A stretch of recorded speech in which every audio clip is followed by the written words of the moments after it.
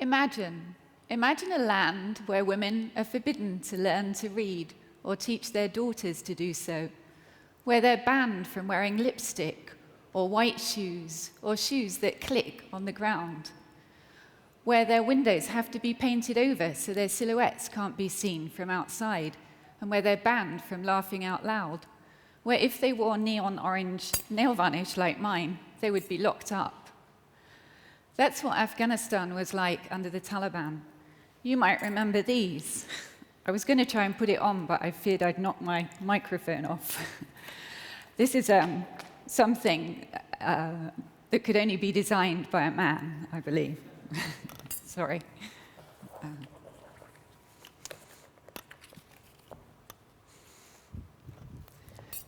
I first went to Afghanistan in 1987. I was only 21, and I arrived there at a time when the Russians were being pushed out of Afghanistan by the Mujahideen. Those were the glory days.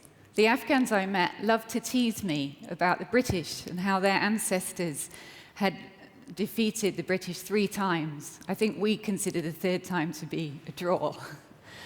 I went back after 9/11, after the Taliban had fallen, and like many journalists, went to the border town of Quetta in Pakistan, where there were so many journalists that people were having to pay $100 a night just to sleep in the laundry room. And one night, a friend of mine, an old Afghan friend, came to me with a letter. I had asked him if he could find an Afghan woman living in Kabul under the Taliban who would write to me about what life was like. And so he came to me, I was surprised that he managed to do it, with these sheets torn from an exercise book. Now I'm going to have to try and find what she wrote. And she had written to me what her life was like. Excuse me for a minute. What she wrote was so raw and powerful that it made me cry. She wrote, "In our house, behind the burqas that we must now wear, is a red silk party dress, my mother's from the time of the king, at the time when my father worked in the foreign ministry. Sometimes I hold it up against me and imagine dancing, but it's a lost world. We have small rebellions, my sister and I. We run secret English and science classes, and we have a red lipstick." She ended by saying, "It's funny, we live under the same small sky, but it's as if we are 500 years behind. I do not know what you want me to write to you. Maybe our worlds will always be too far apart." Reading Murray's words made me realize something. When we report on war, we often forget that it's the women that are the real heroes. Even as a female journalist, I know that many of the women I've written about as victims, weeping over the broken bodies of their sons or husbands, or women who have been raped by enemy soldiers. And yet it's the women who have to protect and educate their children, feed them, pass under sniper fire to collect food, and if things get too bad, take them over dangerous journeys to other countries to seek refuge. I think one of the reasons, as a female journalist, that I was not writing about that was because in Britain, most of the editors, all the editors I've ever written for in 25 years have been male, and all the news editors. And every time there's a war, they get out their tin hats and their maps, and they stick up colored pins of their own troops that they're deploying, people like me. Marat's letter made me think about things differently. And I went back into Afghanistan after the Taliban had fallen and went to the old Persian city of Herat, a town of pine trees and minarets that used to be ruled by Queen Gohar Shad. And over time, it had been razed to the ground by Genghis Khan, Tamerlane, and more recently, the Russians. I was amazed at all the courageous women that I met there. I was walking along the road one day, a road with a rather alarming name of Blood Bank Road, and I saw a sign that said Literary Society of Herat. I followed that sign, and I met this astonishing group of women writers. Basically, they had thought about what could they still do under the Taliban? And they'd realized that the only thing that they were still allowed to do was to sew. So it was that 3 times a week, they would go to a little door which was marked with the sign Golden Needle Sewing School. And they would carry with them bags that contained materials, scissors, sequins. But underneath, they had notebooks and pens. And when they arrived and got inside, instead of making things, they talked about Dostoevsky, Shakespeare.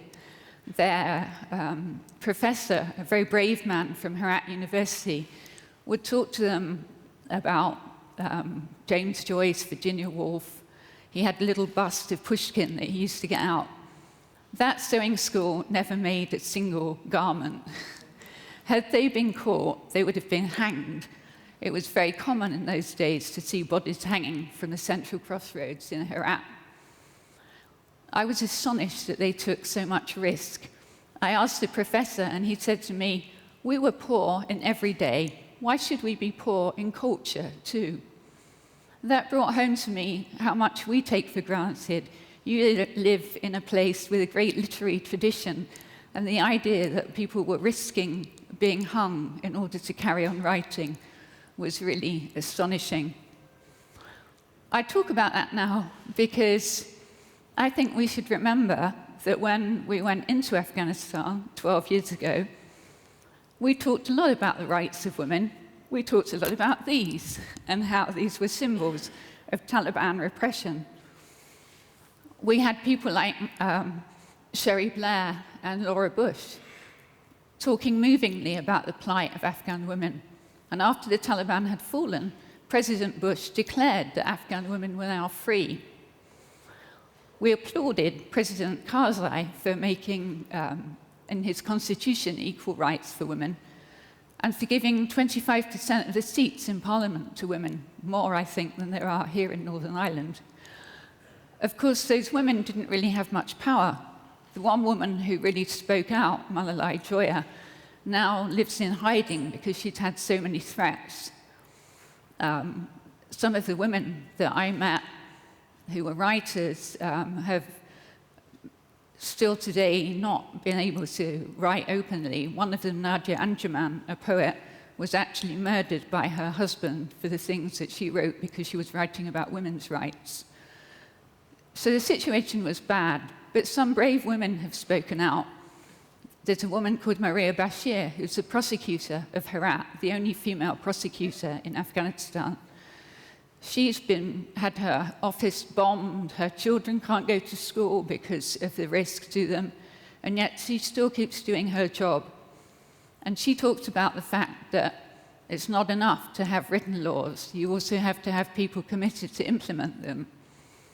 I think when the Taliban fell and aid agencies sent in a lot of people to talk to women about gender awareness, they forgot about the fact that it's not enough just to make women aware of their rights. They have to change the mindset of men, too. So I talk to you today because we are about to start withdrawing troops from Afghanistan by the end of next year. And I don't think that we should forget about the women that we made such a thing about at the beginning. You've probably heard a lot of discussion by our political leaders of trying to negotiate a deal with the Taliban. In fact, they talk about the Good Friday deal signed in this building as an example. But when they talk about it, and they talk about the cost that we have suffered of the war, they talk about the people that we have lost. We've lost more than 3,000 NATO troops. We've spent more than $1.2 trillion, so it has been extremely costly. But they don't talk anymore about the women. They talk about doing a deal with the Taliban. They divide the Taliban into good Taliban and bad Taliban, moderate Taliban and Taliban light, as if it was some kind of Coca-Cola. I've spoken to Malala, the Pakistani schoolgirl who was shot by the Taliban because she wanted to go to school. And she says to me, Taliban are Taliban. She and others who have risked their lives, I think we should remember as we talk about ending the war in Afghanistan. We shouldn't forget those women. What will people like Maria Bashir, the prosecutor of Kabul, what will her life be like under a Taliban power-sharing situation? Before I go today, I just want to read you a bit more of the letter that I got from Murray. Because over the last year, Afghan women have already started leaving high-profile jobs. Around 200 Afghan female journalists have given up because they feel that without foreign troops to protect them, their lives will be too dangerous. Human Rights Watch warned recently that growing global fatigue is reducing political pressure on the Afghan government to safeguard women. As I watched 25 years ago, the last Russian troops crossed the Oxus River on the 15th of February, 1989, out of Afghanistan, I never imagined that I would be going back there to see another superpower retreat from Afghanistan, from this small, remote country. But I would like to make sure that history doesn't repeat itself in other ways.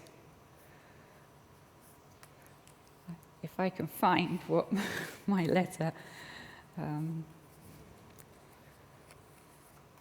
Murray said to me at the end of her letter, "I hope they do not come and bomb and forget us again. Maybe when you see the pictures, you will think of me and know we are real feeling people, girls who want to dance, not just men of beards and guns." Thank you.